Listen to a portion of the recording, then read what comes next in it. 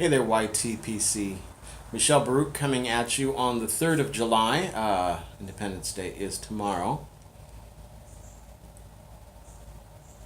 Hence, it's the 3rd of July. I have my Masterson in my hand, my Masterson freehand, Israeli briar here. With its, I don't know if I ever showed off the plateau up here. It's got one of those hashed plateaus.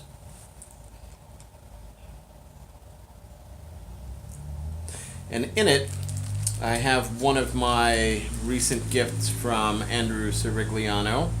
I have a little Country Squire bag end,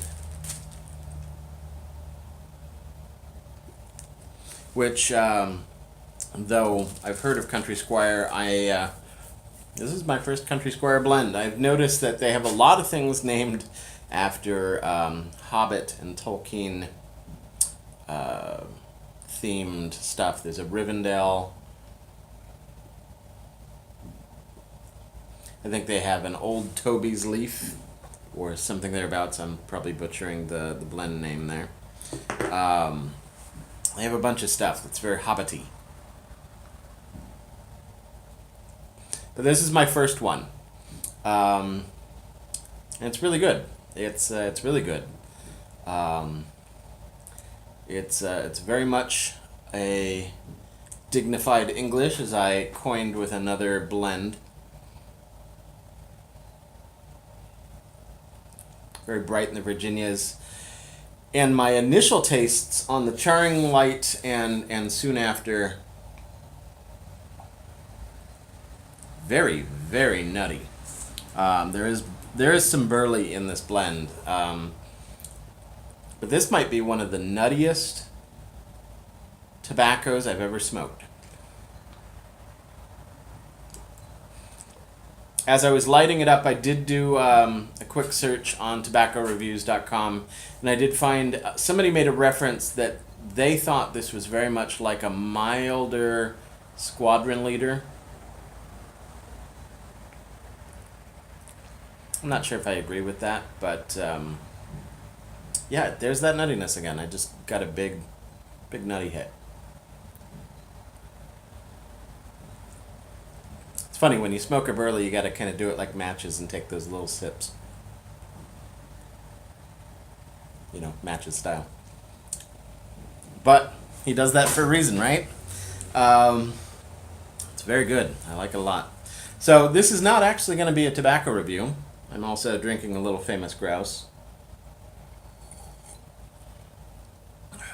which is going to throw off my palate anyway. So, nice and smooth. For a scotch, this is not a particularly peaty, smoky scotch. It's a blended scotch anyway.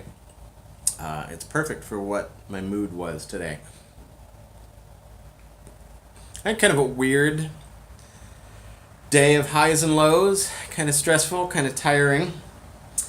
Good stuff, stressful stuff, followed by the most epic toddler tantrum I've experienced yet. So I'm not really in the mood for a tobacco review, though I do like showing off my Masterson. I had a lot of fun the other day doing my oyster story for Southside Piper. So if you'll indulge me for a second, since tomorrow's the 4th of July, which is traditionally a grilling holiday here in the States, a barbecue holiday here in the States,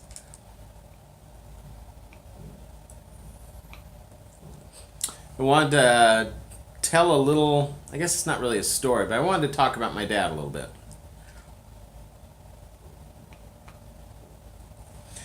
Unlike me, my father was a man of very, very few words. He could be very funny. He was very caring, but not a very expressive guy. Very quiet.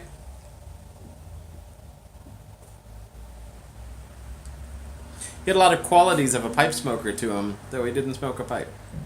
Yeah, very pensive. thoughtful. Um, Man, that guy could grill. No one on this earth barbecued like my dad. It's from my dad that I get my love of grilling things. I didn't get to grill anything myself until I was an adult.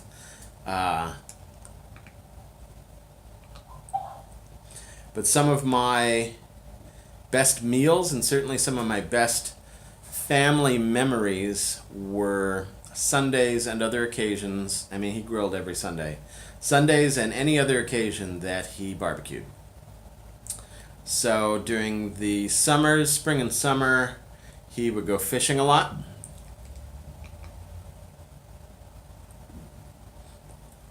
He would go, to freshwater fishing. He would also, we had a small boat. He and his friend Tuco, he was an electrician. They were both electricians. They would go out on my dad's small boat into the bay, which is very brave in a small boat because the bay is incredibly choppy. And come back with halibut and sturgeon and all sorts of things. But of course, the best thing my dad made was the thing he made every single Sunday that he didn't go fishing, which meant most of the year. That man could barbecue a chicken that was just artful. So good. The perfect crispy skin, smoky, he would sometimes soak the mesquite and, do it off to the side. He would smoke things. He had a smoker too.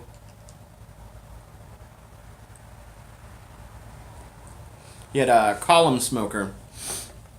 And when salmon were in season, he would get salmon and smoke salmon steaks, and we would have some, and of course he would share with his electrician, his union brothers. He made a good smoked fish. He himself did not hunt during my lifetime, though. He did. They were poor enough with my oldest brother that he did hunt deer for food. But I never knew him to do that during my life. But he, of course, had friends that hunted, and if a friend of his bagged a deer, a little venison would come our way, and he would smoke it in the column smoker, and we would get like a small thank you portion of it, and we'd have smoked venison for a while too. He So those Sunday chicken dinners, it's a simple thing. Chicken, baked potato, salad, green beans, that kind of thing. My mom would do the other things, obviously. He would alternate every once in a while, and we'd have steak instead of chicken. But even during my part of my parents' marriage, and I was the youngest, we did okay money-wise, but my parents never lost their frugality. My mom was half German, and my dad was half Scottish, and they both grew up in the Depression. Those factors, if you add them all together, lead to very, very frugal people. Not so much stingy, but people who are always afraid of what next month is going to look like. So we didn't have steak very much. But if we did, oh man, you would season it, sometimes liquid smoke. Those steaks were the perfect example of medium rare. Awesome stuff. So yes, grilling. The grilling love I inherited from my father, as did my older sister.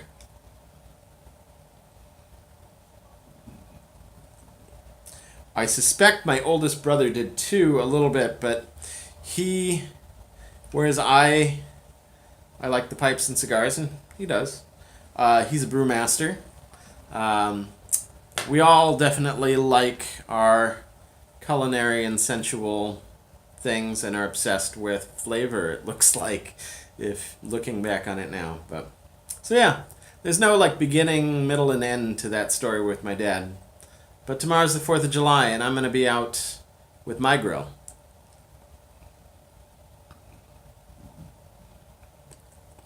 And so I thought of him. Anyway, sei gesund.